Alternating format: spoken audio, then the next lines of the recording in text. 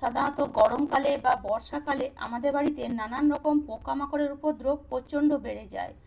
ইঁদুর, আরশোলা, পিঁপড়ে, টিকটিকি, মশা, মাছি এই ধরনের পোকামাকড় সাধারণত গরমকালে বা বর্ষাকালে বেশি দেখা যায়।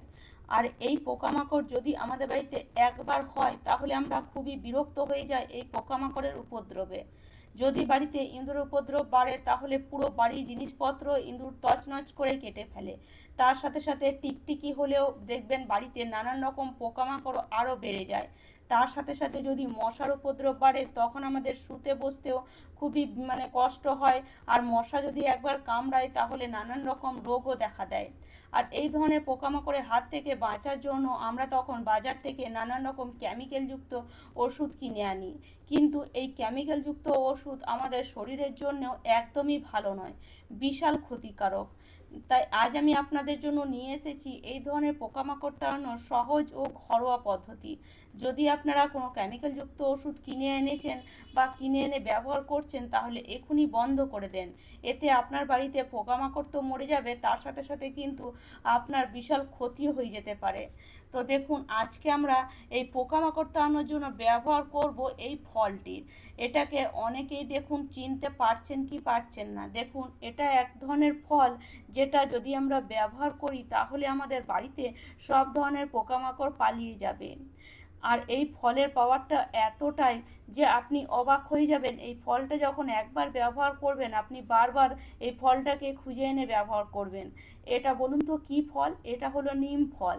এই নিম ফল যদি আপনি একবার পোকামাকড় তাড়াতে ব্যবহার করেছেন, বিশ্বাস করুন আপনার বাড়িতে একটাও পোকামাকড় থাকবে না। কেননা এই নিম ফলের মধ্যে একটা স্মেল আছে যেটা কিন্তু কোনো ধরনের পোকামাকড় একদমই সহ্য করতে পারে না। আর কড়া ভাব তো আছেই, যেহেতু নিম গাছের ফল সেজন্য কড়া ভাব তো আছেই। তাহলে চলুন কিভাবে এই নিম ফলকে আপনি ব্যবহার করলে আপনার বাড়িতে সব ধরনের পোকামাকড় পালিয়ে যাবে সেটা কিন্তু অবশ্যই দেখে নিন। তো এখানে কোনো ভারী জিনিস দিয়ে বা এরকম হামাদিস্তা দিয়ে প্রথমে নিম ফলটাকে ভালো করে এইভাবে থ্যাতো করে নেবেন। এমনভাবে থ্যাতো করবেন যেন এটা খুব ভালো মতন থ্যাতো হয়ে যায়। হয়তো আপনার কিছুক্ষণ সময় লাগবে, বা বেশি যদি ভারী জিনিস দিয়ে থ্যাতো করেন তাহলে হয়তো খুব একটা সময় লাগবে না। তো দেখুন, এখানে আমি থ্যাতো করে নিয়েছি। এবারে হামাদিস্তার মধ্যেই আমি দিয়ে দেব 1 গ্লাস পরিমাণে জল। আর ভালো করে এই যে নিম ফলটা আছে জলের সাথে ভালো করে এইভাবে মিশিয়ে নিতে হবে।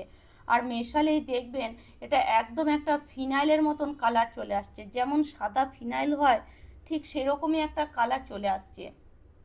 নিম ফল যখন আপনি থ্যাতো করবেন দেখবেন ওর মধ্যে একটা আঠা ভাব বেরিয়ে আসে। আর সেই আঠা ভাবই কিন্তু আমাদের ঘরের পোকামাকড় তাড়াতে প্রচুর সাহায্য করে। তার সাথে সাথে দেখবেন এই নিম ফলের মধ্যে একটা স্মেল আছে, একটা খুবই কড়া স্মেল আছে। সেই কড়া স্মেল কিন্তু কোনো ধরনের পোকামাকড় কখনোই সহ্য করতে পারে না। তো দেখুন, এই যে জলটা বার করলাম এটা যেন মনে হচ্ছে একটা ফিনাইল। আর বাকি যে নিম ফলটা আছে এটাও কিন্তু আমরা কাজে লাগাবো। বাকি এই যে জলটা আছে বা এই নিম ফলের যে জুসটা আছে সেটাও কিন্তু আমরা কাজে লাগাবো। আর এই নিম ফলের যে জুস এটা যদি আপনি একবার ব্যবহার করেছেন, বিশেষ করে আপনার বাড়ি থেকে মশা 100% যাবেই যাবে। তো চলুন তাহলে এই জলটা বা এই জুসটা কিভাবে ব্যবহার করা যায় সেটা দেখে নেওয়া যাক। আর যদি বাড়িতে প্রচুর পরিমাণে মাছির উপদ্রব থাকে তাহলে অবশ্যই একবার ব্যবহার করে দেখুন। এই জলটা দিয়ে আপনারা যদি ঘর মোছেন বিশ্বাস করুন একটাও মাছি থাকবে না। তো দেখুন, এই জলের মধ্যে আরও দুটো জিনিস আপনি মিশিয়ে দেন যাতে এর পাওয়ারটা আরও বেড়ে যায়। আর এর স্মেলটা আপনাকে যেন কড়া না লাগে, আপনাকে যেন ভালো লাগে। তো এর মধ্যে আমি দিয়ে দিলাম সামান্য একটু ডেটল। ডেটল দিলে এই জলের এই ফলের মধ্যে যে স্মেলটা সেটা কিন্তু অতটা কড়া থাকে না, ডেটলের স্মেলটা আসে। আর এতে কিন্তু আমাদের নাকে খুব একটা লাগে না। তো সেই জন্য ডেটল একটু দিয়ে দেবেন। আর এই জলটা দিয়ে আপনারা চাইলে ঘর মুছতে পারেন, ঘরও পরিষ্কার হবে। তার সাথে সাথে যদি মাছির উপদ্রব প্রচণ্ড থাকে, পিঁপড়ের উপদ্রব থাকে, 100% মাছি পিঁপড়ে পালিয়ে যাবেই যাবে। তো দেখুন, এবার এখানে আমি দিয়ে দেব 1 টুকরো কর্পূর। এবার এই দুটো জিনিসকে দিয়ে খুব ভালো করে জলের সাথে এইভাবে মিশিয়ে নিতে হবে। আর দেখুন, জলের সাথে মিশিয়ে নেওয়ার পরে এবার এই জলটাকে 10 মিনিটের মতন রেখে দেব। 10 মিনিট রেখে দেওয়ার পরে এটাকে ইউজ করব। আর এই জলের মধ্যে আর কোনো কিছুই মেশাতে হবে না, জলের পাওয়ারটা প্রচুর বেশি। এটা একবার হলে আপনারা ব্যবহার করে দেখুন। তারপরে দেখুন, এই যে ফলটা আছে এটা আমি নিয়ে নিয়েছি। আর এই ফলটা আমরা ব্যবহার করব ইঁদুর তাড়ানোর কাজে। যদি আপনার বাড়িতে প্রচুর পরিমাণে ইঁদুর থাকে তাহলে এই ফলের মধ্যে আপনি দিয়ে দেন 1 চামচ পরিমাণে ঝাল লঙ্কার গুঁড়ো।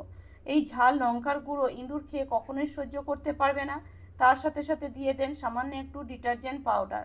এই দুটো জিনিস দিয়ে এই ফলটাকে যখন আপনি মেশাবেন, এই ফলের মধ্যে যে একটা বিষাক্ত ভাব আছে সেটাও কিন্তু ইঁদুর খেয়ে সহ্য করতে পারবে না। তার সাথে সাথে এই যে আমরা ডিটারজেন্ট পাউডার আর ঝাল লঙ্কার গুঁড়ো দিয়েছি সেটা খেয়েও কিন্তু ইঁদুর সহ্য করতে পারবে না। তো দুটো জিনিসকে ভালো করে মিশিয়ে নিলাম।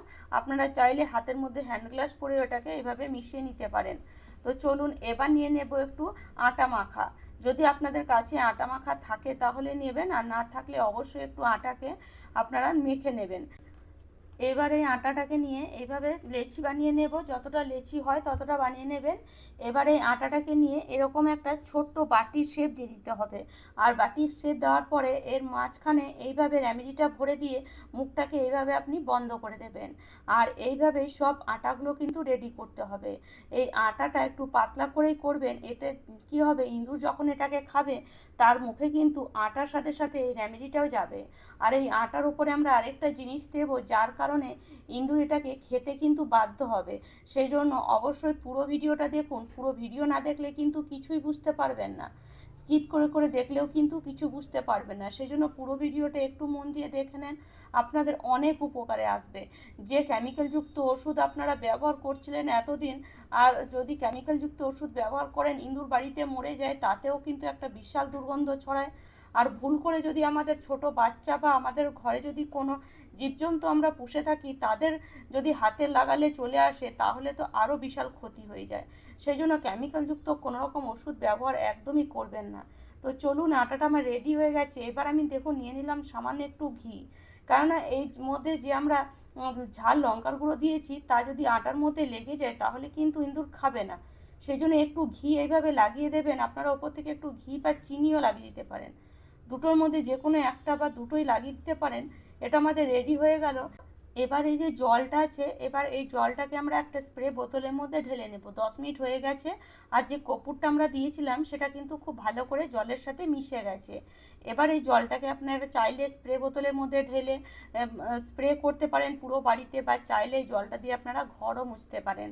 এটা কিন্তু খুব সুন্দর ফিনাইল একটা তৈরি হয়ে যায়। তো এই জলটা দিয়ে যদি আপনি ঘর মোছেন, ঘরও পরিষ্কার হবে, তার সাথে সাথে মশা মাছিও, পিঁপড়ে টিকটিকি আরশোলারও উপদ্রব কমবে। তো চলুন আমি আপনাদেরকে স্প্রে করে দেখাচ্ছি পুরো বাড়ির মধ্যে। এবারে এইভাবে কোনায় কোনায় বাথরুমের মধ্যে আপনারা স্প্রে করতে পারেন। বাথরুমে প্রচুর পরিমাণে মশার উপদ্রব থাকে, তো বাথরুমের কোনায় কোনায় এইভাবে আপনারা স্প্রে করে দেন। পুরো বাড়ির এদিকে সেদিকে কোনায় কোনায় যেখানে যেখানে আপনাদের মনে হয় মশার উপদ্রব থাকতে পারে সেই সেই জায়গায় আপনারা স্প্রে করে দেন।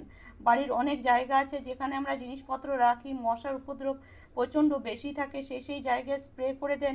জানলাতে স্প্রে করে দেন। যদি বাড়িতে কোনো গাছ লাগিয়েছেন গাছের উপরেও স্প্রে করে দেন। এইভাবে যদি স্প্রে করেন মশার উপদ্রব একদমই থাকবে না। তবে এটাকে আপনারা সন্ধেবেলায় বা বিকেলবেলায় স্প্রে করবেন। তো চলুন এবার আমরা দেখে নেব যে আমরা রেমেডি বানিয়েছিলাম ইঁদুর তাড়ানোর কাছে সেটা কীভাবে ব্যবহার করব। তো এটা বিশেষত আপনারা রাতের বেলায় করবেন, যখন সবাই ঘুমিয়ে পড়বে তখন আপনারা পুরো কিচেন, রান্নাঘর বা পুরো মানে বাড়ি পরিষ্কার পরিচ্ছন্ন করে তারপরে এক এক করে এই বলগুলো দিয়ে দেবেন এক এক জায়গায়। এগুলো এইভাবে দিলে কি হবে, ইঁদুর যখন খাবার খোঁজে রাতের বেলায় বেরিয়ে আসবে তখন সে কোনো খাবার না পেলে তখন এগুলো কিন্তু অবশ্যই খাবে। আর এগুলো যদি একবার ইঁদুর খায় সে বুঝতে পারবে সে কি খেলো, তার শরীরে একটা অস্বস্তি বোধ হবে, নিঃশ্বাস নিতে কষ্ট হবে, তখন কিন্তু সে আর আপনার বাড়িতে থাকবে না, চট করে কিন্তু আপনার বাড়ি ছেড়ে পালিয়ে যাবেই যাবে। তো এই ঘরোয়া পদ্ধতি ইউজ করুন, এতে কিন্তু আপনার বা আপনার বাড়িতে থাকা বাচ্চা বা কোনো জীবজন্তু বা বয়স্ক মানুষের কোনো রকম ক্ষতি হবে না। আর যদি আজকের টিপস আপনাদের ভালো লেগে থাকে তাহলে অবশ্যই লাইক করবেন, শেয়ার করবেন, চ্যানেলে নতুন হয়ে থাকলে সাবস্ক্রাইব করে নেবেন।